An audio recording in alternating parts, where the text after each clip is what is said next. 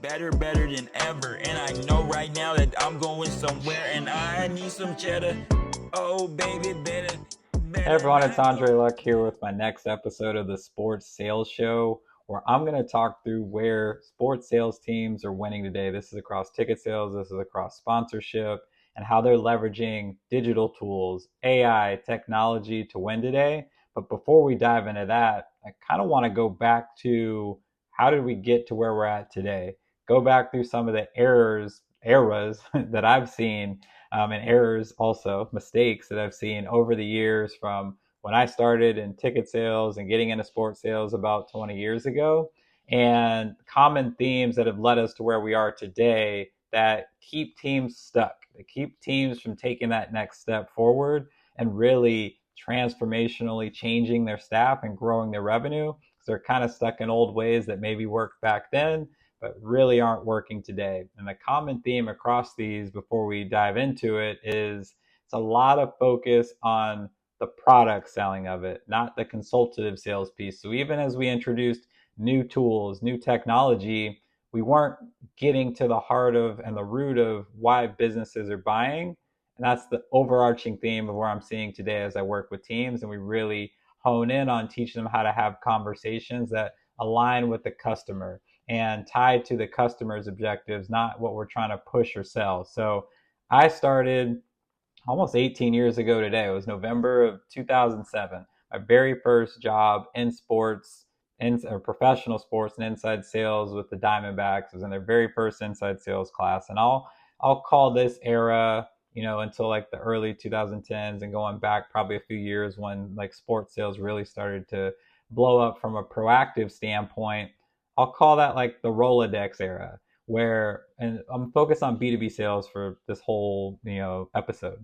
And the Rolodex era, like you had those old school salespeople, kind of like what you think about when you think of like, a classic stereotypical salesperson, like that just had a Rolodex. And like, kids today, people coming up have no clue what a Rolodex is. But like you had your business cards, you had your like little, filer thing of like your Rolodex. You would call people in your Rolodex to, get sales and make contacts and make connection. There was no database of people to go after. There was no lead list or things like that that had information. Like you would, like we literally would print out or take a picture or copy like the book of lists, and like I would work off like a sheet and I would cross off. I didn't even use my CRM system for that. Like literally only use technology to process tickets. Like everything was out of spreadsheets, list, highlighting things, writing notes on it. There was no visibility into what other people were doing. So you could be calling the same company, no one would know. And like the people that did well in B2B sales are the people that just knew people. They went to networking events. They were well known in the community. They get referred business. And the ironic thing is like those people, those type of sellers are the ones winning today but leveraging new tools to help with that and expedite that process. But that's what it was like. So if you were a brand new sales rep, like you had nowhere to start. A lot of the leaders had never really sold B2B. A lot of the managers rose up very quickly through the ranks and like they sold premium, like they sold high dollar tickets, but that was to high net worth individuals or businesses that maybe had deals as part of their sponsorship or just legacy type accounts that they had. So there wasn't really a playbook for a new sales rep to go out and like really, go find new businesses and, have success with. So we're heavy B2C, called a lot of individual game buyers, a lot of like group theme nights. We try to create our own group theme nights, but like from a B2B perspective, there were some trainers, but they weren't B2B focused. So they would teach you kind of gimmicky things to get around like the gatekeeper and like really schmooze the gatekeeper and get information from them. Like that could like really unlock something, call at 7 o'clock, stay after 6. And like, I don't know today that's really like, how it works because most people are on their cell phones, people are working digital, virtual. But like that was how, if you were going to have success as a salesperson, like you had to sell. It was a very rigid process. When they say this, you say that. And so we weren't authentic in our conversations. Like I spent more time trying to memorize like objections and rebuttals and scripts than just talking to business people. So when I get into a business conversation, like I was like nervous. I was like, what do I say next? What do I do next? Like I don't know anything about businesses. I couldn't research what companies would do, like how they make money and like what are like industry trends or things like that. Like you just had to kind of wing it. And so all we knew to talk about was tickets, and we talked product and we talked seats, and maybe we'd get into stuff for their business if it came up, but like there was no like structure, there was no process, there was no visibility. I've shared this before, but like how we learned how to sell to a certain type of business, I was sharing this with someone recently. Like we would all, we'd all get assigned an industry. So we had to do our own research like we were in college and like do these like research projects on, I had like construction or something like that. So I would Google construction. I would try and find articles about construction. I didn't even had really sold them. Like we didn't have a lot of B2B sales, and if we did, we couldn't really track it. We just assumed they used them for their personal use and a mix of personal and business, but we didn't really have a good understanding of how people were using tickets from a business perspective. So, we would all do our kind of research. We would meet each week and we would all present to our group and share this. And like sometimes we would, someone came over, I was at the Diamondbacks, someone come over from the Suns and be like, hey, like, this is how we sold businesses there. So they would take their insights there and like they go to another team. We kind of share across like other teams within our network and kind of like the coaching tree of the leaders that we work for.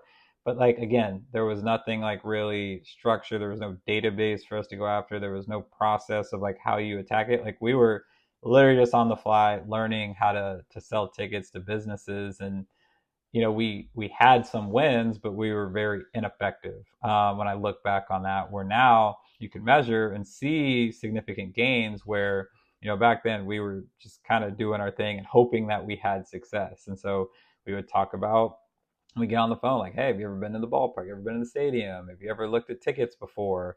Like immediately now, someone would like hang up on you, or they'd be like, I'm not interested in having this conversation. Like they're trying to run a business. So, a lot of leaders today came up in this era. And I think that's what, kind of creates the challenge that we're facing right now, and like teaching reps how to have success. But we would send emails to just say info at XYZ company domain and just hope that it got through to someone. Just it was so repetitive. We would call gatekeepers and try and like find out who's the best person to speak with about this.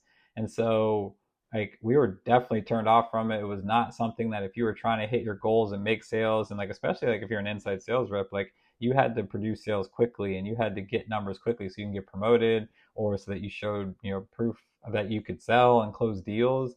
We didn't have 60 to 90 days to build a B2B pipeline and cultivate business and prospect and everything like that, especially with the tools that we had, the lack of tools we had back then, and the lack of visibility. So the interesting thing is almost 20 years ago, that's how I learned. There are still teams and reps who are doing that today, just like out there hoping that they can get in touch with someone and someone wants to talk to them, and like very generic type messaging, and like that common theme will kind of go through the different eras. So that's what I kind of call like the Rolodex era. Like your tenured people, they had success, they had a Rolodex, they had a book of business they could build off. People would call them if they needed tickets, they would refer their buddies. And like as a new rep, like you were kind of just all right, let's make 100 calls and hope that I get through to somebody. It was really spray and pray. Let's find the person that's interested, and if they want to have a conversation, then we'll sell them tickets, but not really much strategy or tactics around it. So then you move into probably like the early 2010s, mid 2010s. A lot of teams started getting technology to help them, so that definitely opened the door for more reps to get involved in B2B sales, because now you don't have to wait for the book of list to get delivered every year, or to order it and like flip through all the pages and look up companies and like cold call these like companies' general lines. You can now get a tool like Zoom Info and you could research and look it up. And the data wasn't always great, and it's gotten a lot better since then, but at least it was something. If I was trying to call this bank, I didn't have to call the bank and ask the gatekeeper, who's the best person to talk to. I can now type in that bank in Zoom Info and look up people to go after and call them. And the problem I made, or the mistake I made as a leader, was I thought that tool was what was going to solve our problems.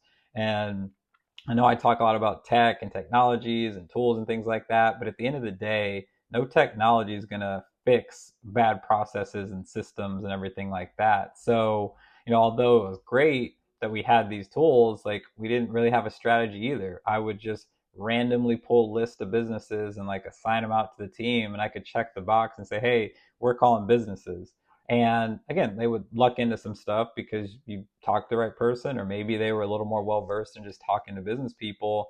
But again, like that wasn't what was going to solve our problems. Like just loading in a bunch of leads that, really just no rhyme or reason either. Like we're just pulling lists. Just I was talking to someone recently, and like they're having the reps just call. Like there's like, like a pottery shop or like a taco shop, like to sell tickets to. And it's like, let's really think about who is our customer, who is our ideal customer that we should be going after, like who already buys from us. Is it, law firms? All right, let's find more law firms and tell that story. Let's, find insurance companies, because we really crush it with insurance companies. But like, I would just pull like a list of businesses just to give them activity to call businesses without much structure. So it's great that we had tools like that, and we could get, a little bit deeper in the process a little more quickly. But again, no strategy, and we'd still just talk about products. So helped out, but like just had us do a lot of poor work at a higher volume. Then you move into probably like the late 2010s and like kind of where we are now, what I'd call like the automation era. And so you had tools like Conversica, you have tools like Wolf Cycle. There's a company like Demand Inc. And this is no knock on them. I think they do a great job if you provide them the list and the content that's going to drive success for your team. Where I think people went wrong is they saw this as either a way to get rid of sales staff, or just spray a generic message out there and get out to a bunch of people out in your ideal customer profile in your market. And so the great thing about the tool is you can hit 5-6 touch points in a 15-day cadence, and they don't miss on their touch points. They don't take days off. Like, not sick, they can quickly respond back. Like, all that is great. And now you're creating pipeline and opportunities for your reps that really they didn't have to work for. Like, they'll take these leads as they come in, and they could do other work and focus on other things, which is great.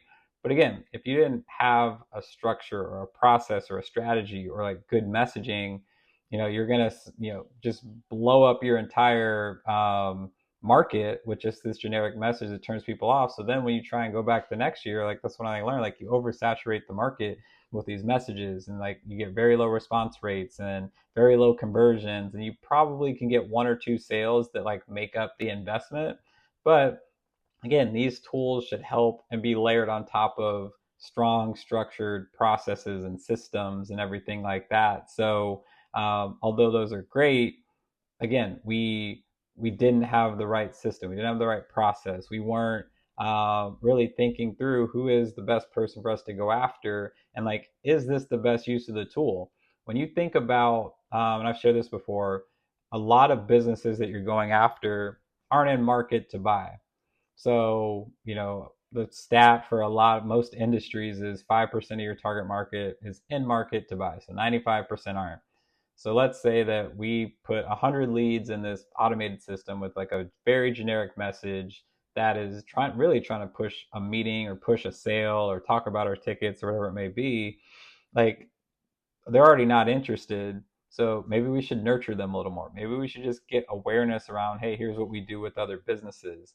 And the way businesses operate, they operate on their business time frame. They don't care about our season. They don't care that the season's starting. If they were interested, yes, like you maybe can have some urgency there, but they don't care that the playoffs are coming up, whatever it is. Like, they're trying to run their business, and they're trying to hit this quarter's goal. They're trying to set themselves up for success over the next few quarters.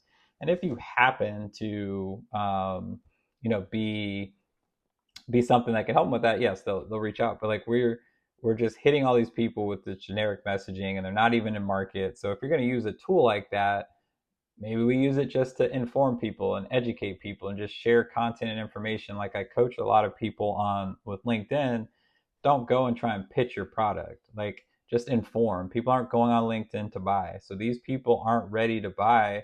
So let's just nurture them with just good content, good information. We know we're going to get it on a certain amount of touch points. And then if they engage with it or they open and click on a lot of emails, if you got some stuff they could click on, now you've kind of, this person takes a higher priority, and you could have your reps follow up with them over a phone call or something like that, or do their own cadence now, because now this person is warm, nurtured, and educated. Like, I think that's probably the best use of the tools. But the challenge is, the VP of sales, the CFO has to justify the investment. And if you paid 20, 30, $40,000, whatever it is, for something in the year, like, you're not going to want to say, oh, we did a good job nurturing leads with that. Like, they want to see sales that come from it. So you could probably prove out over a year like how you could do that and build out an ROI case. But a lot of people are looking at it as like quick transaction. How do I get sales now? There's one team I was talking to, they're going through a B2B campaign right now, and they were kind of just talking through like what's like the goal. And I really liked, what they were thinking. They're like, we know that it's at least a 90-day sales cycle to, from start to finish, at minimum, to get sales in. So where we're at today, we're probably not getting sales closed with this campaign, but when we go on sale for next year, we're gonna have a very healthy pipeline. So that's a great use for this tool or something like that as well. You know that 3 to 4 months from now, you have like an on sale coming up, you're about to go out with your next season's tickets. Look back 3 or 4 months, use this tool to just start getting people educated. Like, here's banks we worked with, here's tech companies we work with, here's small businesses we work with, here's events that we've done. Just let them know. So then when you're on sale, you have a pipeline, they're more educated, and you can go out them with a targeted message. So that's where really those tools are going to prove successful, because you can't cheat the sales process. Going back to the Rolodex era, although it was very inefficient and very manual, like, that is how B2B sales work. You build relationships, you go on meetings, you talk to people. Now it's not the right time. They come back to you 6 to 9 months from now. No tool is going to help you just like cheat the process and just rush to success. So now we get to where we are today.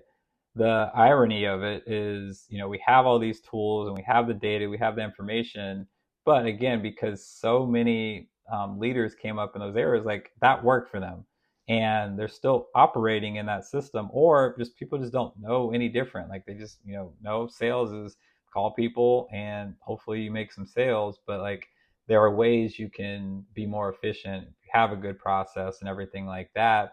So that's really where we're leaning, from a modern B2B account growth strategy, generative AI implementation, using digital tools. Like, that's what I call like the digital AI era. That's what we're stepping into. And there's an opportunity for teams to really win and differentiate and change, the makeup of their team, the way that they go to market, the way that they grow their revenue, and using data to inform their strategy, and looking at who are their current clients and finding more people that look like them, so that your marketing team's in lockstep with your sales team. You got united messaging, and you have these case studies, and you know what works for you. You know why people buy from you. You know why people don't. All right, we could sell to everyone out there, but like, these 4 industries is where we crush it. We do well. Like, let's just really lean into that. Let's really push the pedal on that and put our sales team's focus on that. Like, that's where we're gonna have most success. Like, those are things that you could do now today with the information, with the data, everything like that. Another big opportunity that we see is through video. Like, a lot of the sales process is video, and we're very big in sports on get them to the stadium, get them to the ballpark, get them to the arena. And if it makes sense, like, yeah, let's get them there. It's always great. But at the end of the day, you showing them seats isn't what's going to close the deal.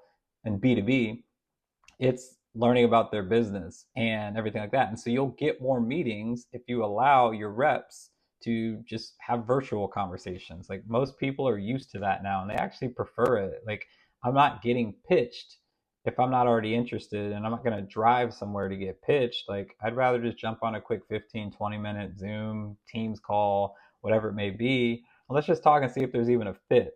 So the introduction of that through the pandemic and coming out of it has allowed so many salespeople to just get more done, be more efficient, allows business people to meet more people. So obviously, people get exhausted from that, they get burnt out, and it's now actually brought back in-person events, and they're making a comeback now because people are tired of it. But like, from a initial filling the funnel, initial discovery stage, like, that's the perfect opportunity just to see what even makes sense. That's nothing, that's nothing. I'ma be doing this and I'm gonna be head hunting. Oh baby, don't know. Oh baby, don't go. Oh baby, don't know. Oh baby, don't go.